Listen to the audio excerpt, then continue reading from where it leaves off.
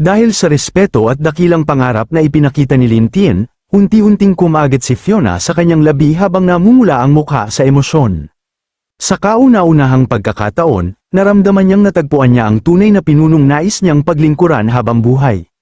Sa kabila ng matinding hiya, kusa siyang lumapit at kusang inalok si Lin Tian na sumakay sa kanyang likod. Maging si Lin Tian ay tunay na nagulat, kilalang mapagmataas at matigas ang ulo ng mga sentor. Hindi niya inakalang ganoon kadali at kusang magpapakumbaba si Fiona, at sa hindi inaasahang pagpapakita ng lubos na pagtitiwala, isang bagong yugto ng awtoridad ang tahimik na nabuksan para sa Goblin King. Habang naglalakbay ang grupo sa mga guho, dumaan sila sa isang madilim na pasilyong yari sa bato na kitang-kita ang tanda ng katandaan at pagkasira. Habang nakasakay sa kanyang kabayo, pinagmasdan ni Fiona ang abandonadong lagusan at ipinaliwanag na dati ay mas malala pa ang kalagayan ng lugar. Naalala niyang halos imposibleng makahanap ng pagkain noon, at maging ang mga simpleng halaman at damo ay tuluyan ng nawala. Ipinaliwanag pa niya na lumala ng husto ang kakulangan sa pagkain hanggang sa mahigit 100 miyembro ng kanilang tribo ang namatay sa gutom dahil wala ng paraan upang mabuhay sa ganoong kapaligiran. Dahil dito, napilitan ng mga nakaligtas na lisanin ang lugar at maghanap ng panibagong matitirhan. Pagkarinig sa kanyang kwento, marahang hinawakan ni Lin Tian ang bahagi ng kanyang balabal. Ipinaalala niya kay Fiona na ang lahat ng iyon ay bahagi na lamang ng nakaraan at hindi na dapat magpatuloy na bumigat sa kanyang kalooban. Tahimik na tumango si Fiona bilang pagsang-ayon, lamambat ang kanyang ekspresyon, at ipinagpatuloy ng grupo ang kanilang paglalakbay. Malalim ang lagusan ng minahan sa ilalim ng lupa, na sinusuportahan ng matatandang kahoy na poste sa magkabilang gilid. Makalipas ang ilang sandali ng paglalakbay, napansin nila ang isang maliwanag na liwanag sa di kalayuan. Agad itong itinuro ni Goku Ang at sabik na sinabi na may liwanag sa unahan. Ngunit bago pa sila makausad, iniutos ni Lin Tian na huminto muna ang lahat. Pinagmasdan niyang mabuti ang paligid at matapos ang ilang sandali ay sinabi niyang may naamoy siyang pamilyar na amoy. Sa kanyang palagay, amoy iyon ng mga goblin. Napagtanto niyang kailangang mag-ingat, ipinaliwanag niya na hindi angkop ang lupain sa unahan para sa isang malaking grupo. Kung sabay-sabay silang kikilos, mas madali silang mapapansin ng kalaban, kaya naman inutusan niya ang isa sa kanyang mga scout na mag-imbestiga ng mag-isa. Agad na isinagawa ang utos, isang goblin scout na may kumikinang na pulang mga mata ang lumitaw mula sa mga anino, yumuko bilang pagtanggap sa utos, at muling naglaho sa dilim. Hindi nagtagal, bumalik ang scout mula sa kanyang misyon. Paglabas niya mula sa kadiliman, mabilis siyang nagulat kina Lin Tian, Fiona, Goku Ang, at sa iba pa. Ayon sa scout, isang napakalaking hukbo ng mga goblin ang nagtipon sa kalapit na lugar. Tinataya niyang may hindi bababa sa 10,000 goblin ang naroon. Ibinigay rin niya ang detalyadong bilang ng kanilang lakas. Kabilang sa hukbo ng kalaban ang isang king-class goblin, isang dominant-class goblin, 3 chief-class goblin, 50 hero-class goblin na mandirigma, at mahigit 300 greater goblin. Ang natitirang puwersa ay binubuo ng mga goblin na mas mababa ang ranggo. May isa pa siyang mahalagang natuklasan, hindi lamang sila ang interesado sa tribo ng mga goblin, isang pangkat ng mga taong adventurer ang nagtipon malapit sa pasukan ng ibang lagusan at tila naghahanda rin ng sarili nilang pag-atake. Matapos marinig ang ulat, maingat na pinag-isipan ni Lin Tian ang lahat ng impormasyon. Batay sa obserbasyon ng scout, tinansya niyang ang mga adventurer ay nasa legend rank na, malamang na bawat isa sa kanila ay may hindi bababa sa 4,000 combat power, at ang karaniwang lakas ng grupo ay maaaring lumampas pa sa 5,000 combat power. Nang matapos niyang suriin ang sitwasyon, tila nasiyahan si Lin Tian sa impormasyong kanyang nakalap, nagpasya siyang siya mismo ang magsiyasat, iniwan niya ang natitirang grupo at mag-isang naglakad patungo sa maliwanag na labasan sa dulo ng lagusan. Bago siya umalis, iniutos niyang manatili muna ang lahat sa kanilang kinaroroonan at hintayin ang kanyang hudyat bago gumawa ng anumang hakbang. Lumipat ang tagpo sa isang ibang lugar, malayo sa minahan. Maringal na nakatayo ang punong himpilan ng Dragon Slayer Guild sa likod ng matatiyog na puting pader na pinalamutian ng mga asul na bandila. Sa harapan ng gusali ay nakapaskil ang isang napakalaking ulong tanso ng dragon na nagsisilbing simbolo ng mga tagumpay ng guild. Sa loob ng isa sa malalawak na bulwagan ng guild, nakatayo ang mataas na ranggong miyembro na si Steven, na nakasuot ng mabigat na itim na baluti. Siya ang ika-44 na pinakamataas na miyembro ng Dragon Slayer Guild. Magalang siyang nakatayo habang nakaharap sa pinuno ng kanilang guild. Sa di kalayuan, komportableng nakaupo sa isang sopa si Elizabeth Tilly, ang maalamat na guildmaster na kilala bilang One-Eyed Owl. Mukha siyang lubos na kalmado at may kumpiyansang ngiti habang nagtatanong kung saan nanggaling ang mga nakakainis na maliliit na daga. Sa harap ni Elizabeth Tilly, buong kumpiyansang nagpakilala si Edward Heath bilang hari ng Kingdom of Swords, samantala, sa kanyang tabi ay nakatayo si Gilbert, na halatang pinagpapawisan at kinakabahan habang ipinapakilala ang kanyang sarili bilang hari ng Three-Leaf Magic Kingdom. Habang masayang idinagdag ni Gilbert na isa rin siyang hari, tahimik lamang na nakinig si Elizabeth Tilly habang nakaupo sa kabilang dulo ng marangyang hapagkainan. Komportable siyang nakasandal sa kanyang sopa at casual na uminom mula sa isang maliit na bote, na para bang wala siyang anumang alalahanin, pagkatapos ay walang pag-aalinlangang inutusan niya ang kanyang mga tauhan na patayin ang mga bisita at ilibing ang kanilang mga bangkay sa ilalim ng mga demon flower upang magsilbing pataba. Agad na kinabahan si Gilbert sa narinig, sa desperasyon na mailigtas ang sarili, dali-dali niyang ipinaliwanag na hindi sila dumating bilang mga kaaway, sa halip, humihingi sila ng tulong upang tugisin ang isang napakalakas na kalaban. Dahil dito, tuluyang nakuha ang interes ni Elizabeth, ibinalik niya ang tingin kay Gilbert habang ibinababa ang kanyang bote at may bahagyang ngiting nagsabi na sana ay yun agad ang sinabi nito, pagkatapos ay inutusan niya itong ipaliwanag ang lahat ng detalyado. Mabilis na isiniwalat ni Gilbert na ang kanilang orihinal na layunin ay sakupin ang kalapit na Goblin Empire, ngunit bigla silang napigilan ng tatlong sinaunang dragon na nagbabantay sa lugar. Inilarawan niya ang mga nilalang bilang napakalaki, bawat isa ay mahigit 800 metro ang haba, ayon pa sa kanya. Ang pinakamalakas sa tatlo ay isang nakakatakot na Black Dragon na halos 1,000 metro ang haba. Natahimik ang buong silid matapos marinig ang ulat. Inamin ni Elizabeth na hindi pa siya nakarinig ng isang Black Dragon na umaabot sa ganoong kalaking sukat. Lumapit naman si Stephen at nagpahayag ng kanyang pagdududa, pinayuhan niya ang kanyang guildmaster na huwag seryosohin ang kwento. Ipinaalala niya na ang tanging kilalang sinaunang dragon na lumalagpas sa 1,000 metro ang haba ay ang Elemental Fire Dragon, dahil dito, naniniwala siyang nagsisinungaling ang tatlong lalaki. Ngunit bago pa man magpatuloy ang usapan, biglang naglaho si Elizabeth mula sa kanyang kinauupuan. Sa isang kisap mata, lumitaw siya mismo sa harapan ni Edward Heath. Hindi man lamang nakapag-react si Edward nang sumiklab ang isang matingkad na pulang aura mula kay Elizabeth, nabuo ito sa anyo ng isang kamay na yari sa enerhiya, na agad humawak sa kanyang mukha at iniangat siya sa ere. Habang nakatingin sa kanya nang may malamig na ngiti, binalaan siya ni Elizabeth na ang sinumang magsisinungaling sa kanya ay hindi makaliligtas sa magiging kaparusahan. Sa matinding takot, iginiit ni Edward na totoo ang bawat salitang kanyang sinabi, habang nakabitin sa ere at walang magawa, paulit-ulit siyang nakiusap na paniwalaan siya at nanumpang wala siyang kasinungalingang sinabi. Tahimik lamang siyang pinagmasdan ni Elizabeth habang nagpupumiglas, saka siya marahang natawa. Makalipas ang isang sandali, binitiwan niya si Edward at malakas itong ibinagsak sa sahig. Bumagsak si Edward sa mga tiles at dumulas paatras sa gitna ng silid.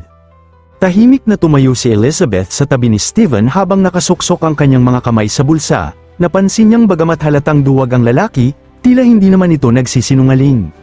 Pagkatapos ay inutusan niya si Stephen at ang ilan pang miyembro ng guild na personal na imbestigahan ang ulat. Kapag napatunayang totoo ang kanilang sinabi niyang siya mismo ang kikilos.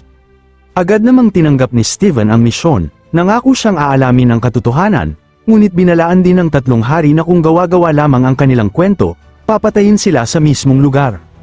Muling nagsalita si Gilbert habang patuloy na pinagpapawisan sa kaba, iginiit niyang totoo ang lahat ng impormasyong ibinigay nila. Kumpiyansa niyang sinabi na ang goblin na kanilang tinutukoy ay lalampas sa lahat ng inaasahan at maaaring maging susunod na karapat-dapat na biktima ni Elizabeth. Pagkatapos nito, muling lumipat ang tagpo mula sa Dragon Slayer Guild patungo sa malalim na kuweba sa ilalim ng lupa. Sa loob ng napakalawak na yungib ay matatagpuan ang isang dambuhalang pamayanan ng mga goblin na naliliwanagan ng apoy mula sa mga sulok at malaking siga. 12-dosenang goblin ang nagtipon sa paligid ng napakalaking campfire. Mula sa mataas na bahagi ng kuweba, may isang goblin tahimik na nagmamasid. Napansin niyang mas malaki ang pamayanang iyon kaysa sa kanyang inaasahan. Ang goblin iyon ay si Lintian, na nagbalat kayo bilang isang ordinaryong goblin sa pamamagitan ng pagsusuot ng kayumangging hood at pagbabago ng kanyang anyo. Nakatago siya sa ibabaw ng isang mabatong bangin na nakatanaw sa buong pamayanan habang maingat niyang sinusuri ang paligid. Matapos pagmasdan ng mga gusali sa loob ng kampo, napagpasyahan niyang ang batong gusali sa pinakasentro ang malamang na tirahan ng Goblin King. Maya-maya, kusang nag-activate ang kanyang Keen Eye skill. Isang bughaw na liwanag ang lumitaw sa kanyang paningin habang sinusuri ng kakayahan ang lahat ng nasa paligid.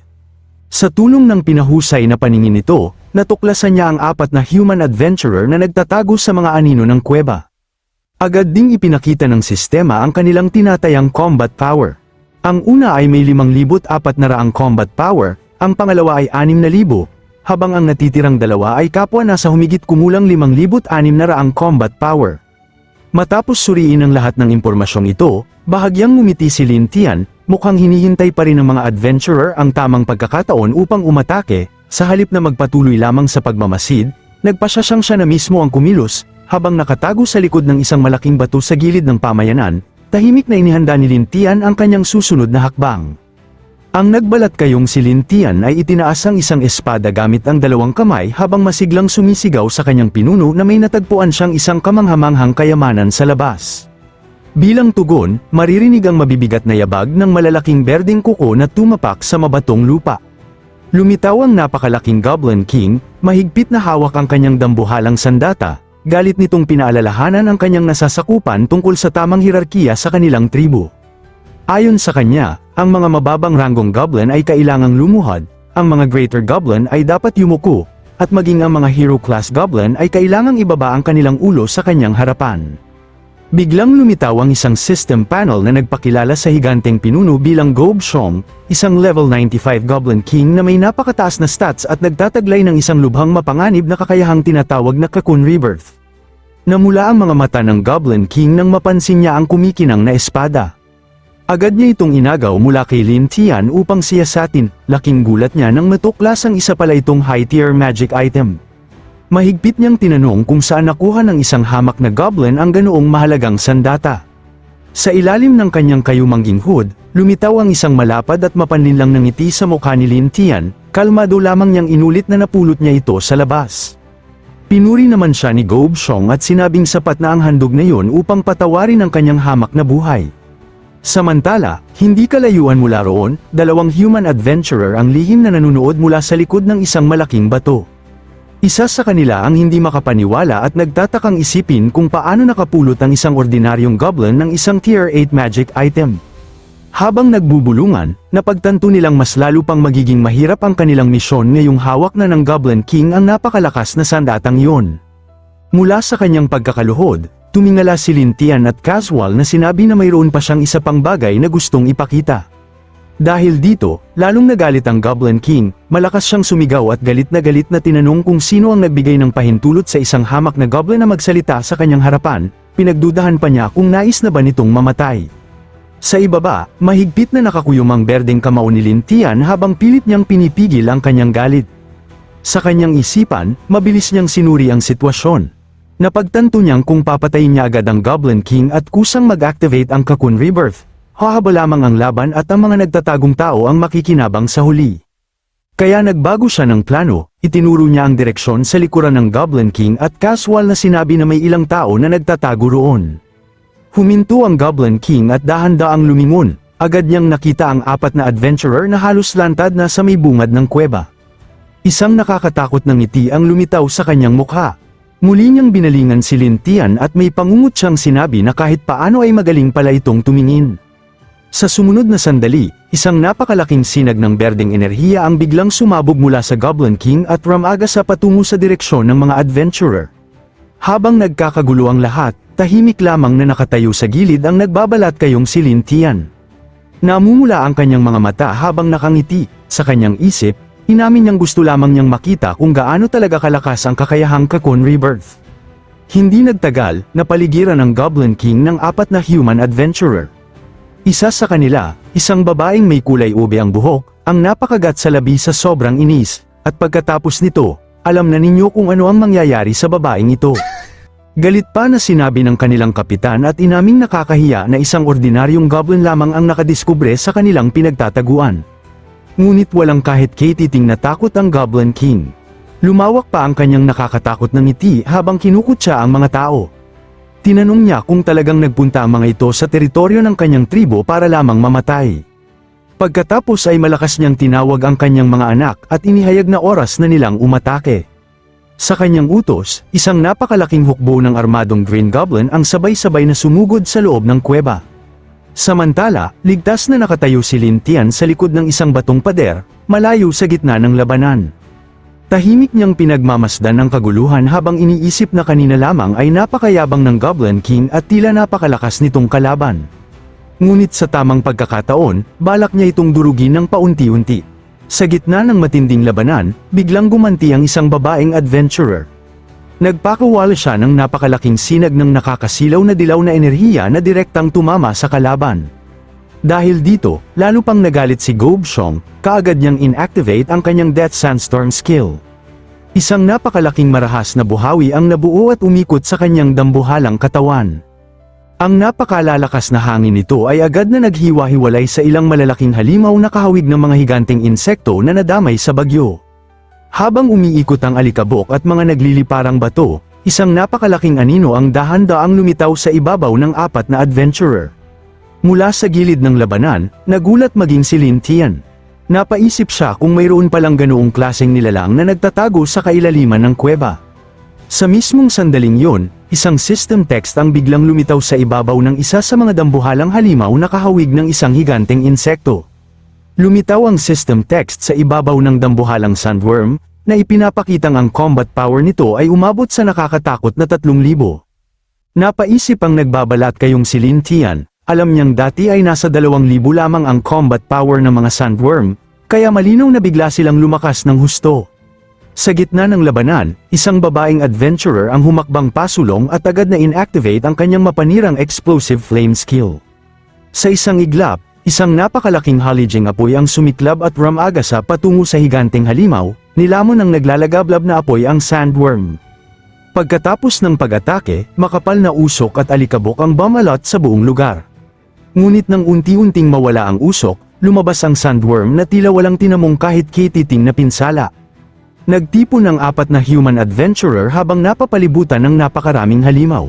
Kinakabahang nagtanong ang isa sa kanila sa kanilang kapitan kung ano na ang susunod nilang gagawin, halatang natatakot siya dahil ni isang sugat ay hindi nila maibigay sa mga halimaw. Agad namang sumigaw ang kapitan at inutusan silang huwag magpanik. Kasunod nito ay ginamit niya ang kanyang pinakamalakas na teknik sa espada, ang Harris Great Sword. Mabilis siyang sumugod at nagpakawala ng isang napakalaking kumikislap na hiwa na tumama mismo sa matigas na baluti ng halimaw. Mula sa kanyang pinagtataguan, tahimik na pinanood ni Lin Tian ang kanilang desperadong pagkontra. Sa isip niya, inamin niyang may nakatagong alas pala ang mga adventurer. Labis siyang natuwa na hindi siya padalos-dalos na sumabak sa labanan kanina. Samantala, mabilis na tumakbo ang Goblin King patungo sa dagwang bangkay ng isa sa kanyang higanteng sandworm. Desperado niyang sinigawan ang kanyang mga anak, at nakiusap na huwag silang mamatay. Malakas niyang ipinahayag na umaasa siya sa kanila upang masakop ang Kingdom of Swords at maitayo ang kanyang pinapangarap na imperyo. Dahil sa malaking pagkalugi, agad niyang iniunat ang kanyang kamay at iniutos sa lahat ng natitirang halimaw na umatras at itigil ang Death Sandstorm. Maingay na nagkiskisan ang malalaking panga ng mga sandworm habang sumusunod ang mga ito sa utos at dahan-daang umurong pabalik sa kadiliman. Ngunit dahil sa biglaang pag-atres ng kanyang hukbo, naiwan ang Goblin King na walang depensa, sinamantala yun ng dalawang human adventurer. Mabilis silang sumugod habang sumisigaw na ito na ang pinakamagandang pagkakataon upang patayin ang Goblin King. Isa sa kanila ang agad na gumamit ng isang napakalakas na super magic. Mula sa kanyang mahika ay sumambulat ang naglalakihang kumikislap na dragon binding chains, na ramagasa sa larangan ng digmaan upang gapyusin ang Goblin King.